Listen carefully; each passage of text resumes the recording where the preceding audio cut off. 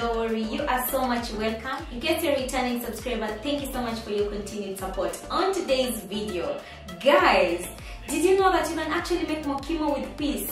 Minji. I didn't know that until yesterday when I tried to make it because I didn't have pumpkin leaves. I opted for Minji and it turned out superb. You guys. And I told myself I have to bring this recipe to you. So with no more further ado, let's get into the recipe.